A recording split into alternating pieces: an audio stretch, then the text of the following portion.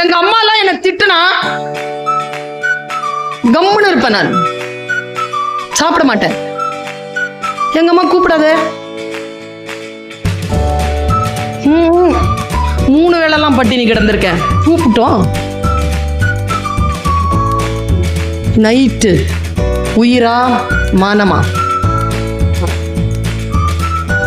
உயிரோட இருந்தாதான் மானத்தை பத்தி பேச முடியும்.